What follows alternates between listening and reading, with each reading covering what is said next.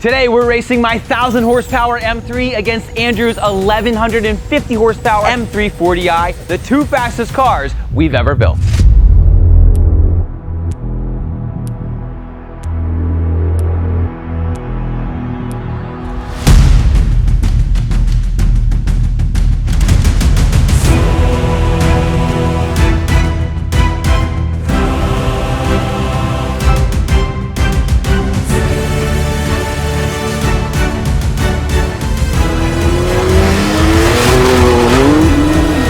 Last time you guys saw these cars at the track, Andrew was on stock axles, which is a recipe for disaster at 1,100 horsepower. In my car, well, I had a disaster of my own. We'll explain that in just a minute, but first, let's talk about what's happened over the last year. I bought my G80 when the X-Drive version first came out, and with just 3 mods, we were running faster quarter-mile times than a Bugatti Veyron. Got a 9.8.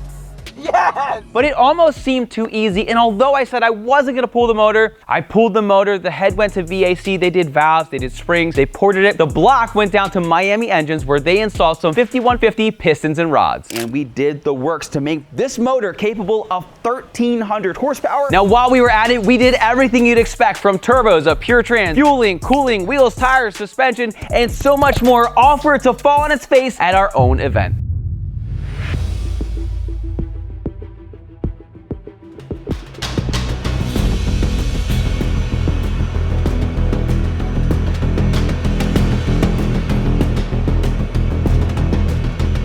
We lined up, we launched, and my car threw out so much smoke, you would have thought I was racing a train. And since we didn't post anything for a couple months, rumors started flowing that I blew up my car. We brought the car back to the shop and went over every inch of this thing, but we couldn't see it. So the next day, we dropped the trans and saw exactly what was causing all of our headaches. This liquid moly oil literally has like 6 miles on it. All right, so the pressure is really low. You can see, if I grab this, it'll go up, but it's under 1 PSI. And it's coming out of the rear main there. And over here, it's coming out pretty good. The smoke was caused by oil flying out my rear main seal and landing on my hot exhaust, spewing out a forest fire amount of smoke. But luckily, it was only a $40 seal and nothing worse. Now, Andrew's car, on the other hand, was no stranger to the channel because it started out as an OEM plus 500 horsepower build, but when Andrew took over the car, he had lofty goals to double that horsepower to take on the mighty M3.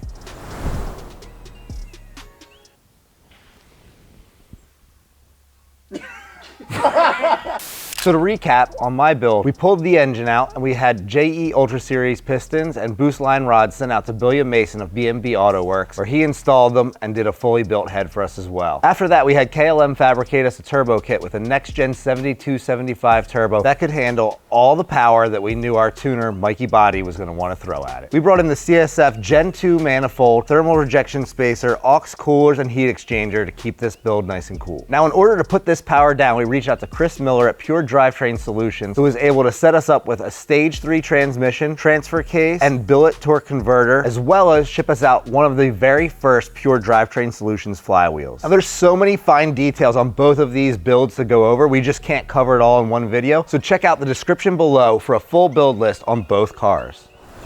Once both cars were back and running smooth, we took them to another event in March. Andrew couldn't get traction to save his life because it was super cold out that day, and me, well, I did hook, but I also blew up a turbo and ended up having to tow my car home. So naturally, we installed a new set, and while we were there, we installed one of these really cool MST intakes that relocates both filters to one side. As you can see under the hood, we have some cool dry carbon. Speaking of carbon fiber, we installed Recaro podiums, which look and feel absolutely incredible, and they help us save about 80 pounds worth of weight. And while we were there, we installed a Snow Performance methanol injection kit strictly for cooling. Andrew's car, on the other hand, we installed another $20,000 worth of parts just when you thought the car was done, because we didn't want to snap things like axles and drive shaft. And we did things like a carbon fiber seat, lightweight brakes to save over 250 pounds. And while we were there, we also threw in a meth injection kit. We went with an AEM just for cooling. With all that said, it's finally time to race. Now, prior to racing, we wanted to see who you guys thought was going to win, so we brought both cars the day before to Beamer Invasion and Elite Tuner in Millville, New Jersey. We had 80 people vote in person at the show. Yo, who do you think's gonna win, Bryan or Andrew? I'm gonna have to go with Bryan. I think the twins versus the big single, there might be a little bit of laggish in there. Which car you think's winning the race? I'm gonna go with the gray car. Why? It's got gigantic turbo right there. And 58% of the votes went to Andrew's car. So for those of you who weren't able to go, we did an online poll on Instagram and 50.2% of you said Andrew's car. It's not looking too good for me. But hey, I did technically win the two-step exhaust competition without two-step. All right, you're up.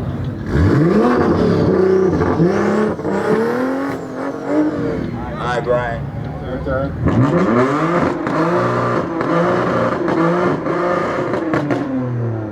All right, gray car, raise your hat.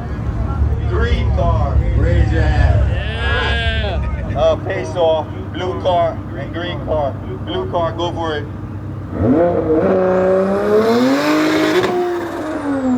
Bad, Bryan. So with a cheer, let's go for the blue car. Blue car, let's cheer. Yeah!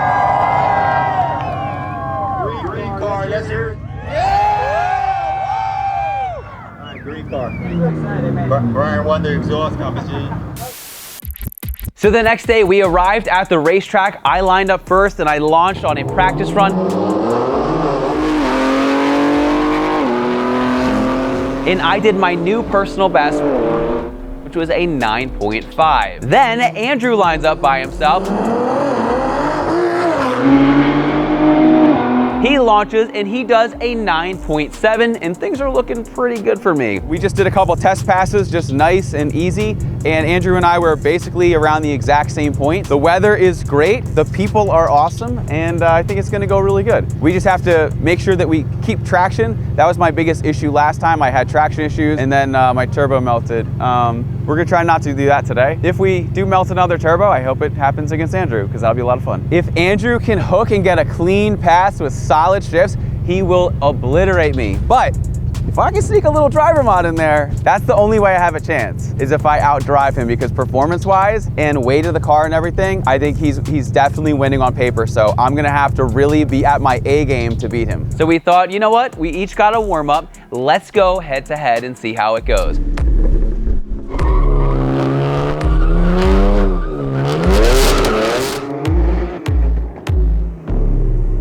We lined up, we launched, and guess what?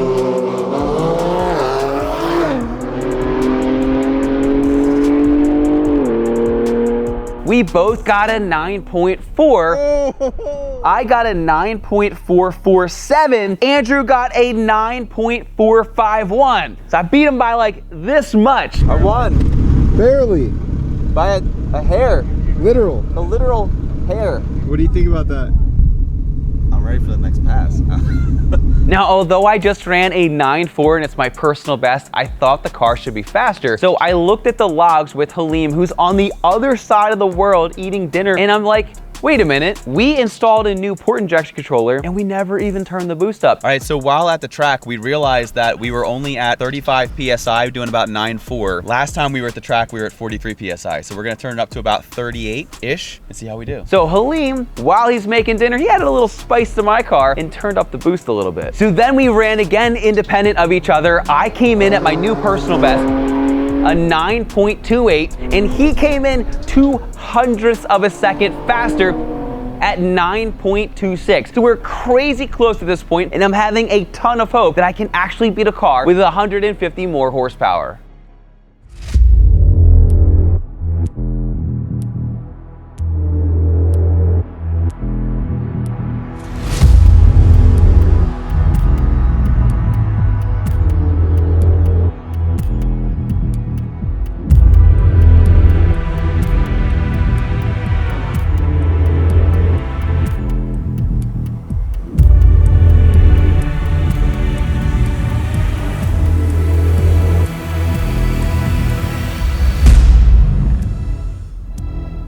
we line up together and we launch and we're flying down the track going crazy fast. I cross the finish line at 9.26 and this show off passes at 8.82, flying through, busting into the 8s. Yeah! Whoa! That's what I'm talking about! Whoa! Yeah! Oh, dude, that launch was amazing.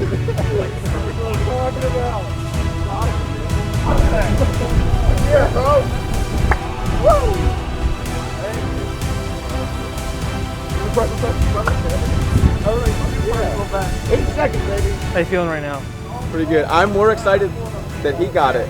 Like I'm glad he got it. Now, unfortunately, I had to leave for the day. I had no more time, even though Halim was still ready to turn up that fire, but I was super excited for Andrew. I ended up having to leave, and then Andrew sets an accidental world record.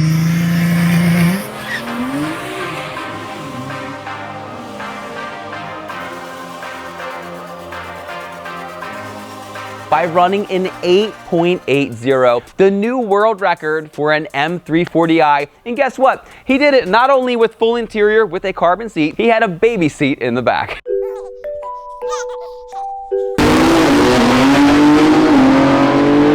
So all in all, it was a great race. Super proud of Andrew for the driving and super excited for the first Kies car in the 8s. But I may have ordered some parts for the G80 to take it up a notch, so stay tuned because Andrew, I want a rematch.